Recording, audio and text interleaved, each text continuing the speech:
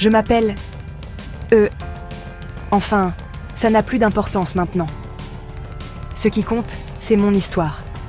Une histoire de chute et de rédemption. Les rues de Yopougon la nuit. C'était mon monde. Les lampadaires, les clients, la peur constante. Chaque soir, je me demandais si je survivrais jusqu'au matin. La prostitution, ce n'était pas un choix. C'était une prison dont je ne voyais pas l'issue. Chaque jour ressemblait au précédent, sans espoir de changement.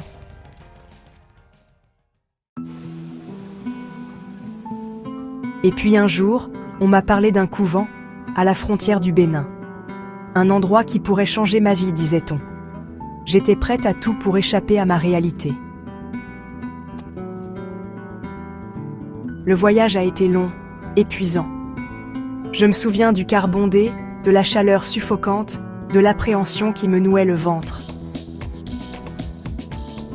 À mon arrivée, l'atmosphère était différente, mystique. Des femmes en blanc, allongées près d'une rivière sombre. J'ai su que ma vie allait basculer. Le rituel au bord de l'eau, je peux encore sentir le froid, l'obscurité. Ce qui est entré en moi ce jour-là, c'était puissant, mais destructeur. Les conséquences ont été immédiates. Mon corps a changé, mon esprit aussi. J'étais perdue, plus que jamais. Je ne me reconnaissais plus dans le miroir.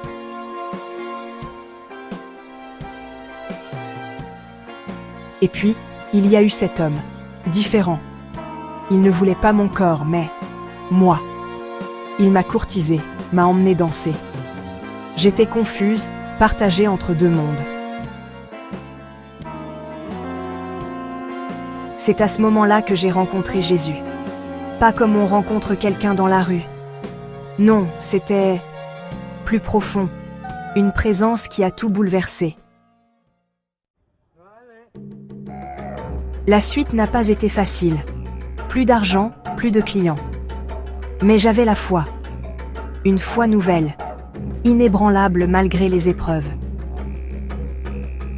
J'ai commencé à fréquenter une église sous tente. C'était simple, modeste, mais j'y ai trouvé une paix que je n'avais jamais connue auparavant. J'ai nettoyé l'église, j'ai prié, j'ai donné le peu que j'avais. Souvent, je restais seule après le culte, à genoux, implorant Dieu de me guider.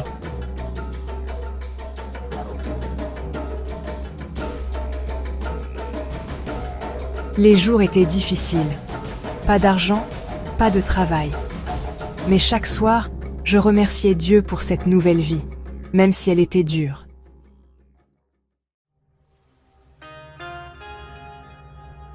Et puis, la grâce est arrivée, petit à petit.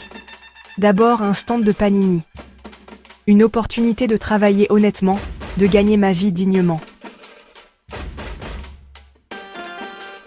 Ensuite, une voiture, un don inattendu d'un homme bienveillant. Pas pour m'acheter, mais pour m'aider à avancer dans ma nouvelle vie. Ma vie a changé. Plus de rue, plus de peur. Juste la paix, le service, l'amour. J'ai commencé à servir à l'église, à aider d'autres femmes comme moi. Aujourd'hui, je regarde en arrière et je vois le chemin parcouru. De la prostitution à la rédemption. C'est mon histoire, mais elle pourrait être celle de tant d'autres. Si je peux laisser un message, c'est celui-ci. Quand on adore, Dieu se souvient. Il n'est jamais trop tard pour changer, pour être sauvé. Quand on adore, Dieu se souvient.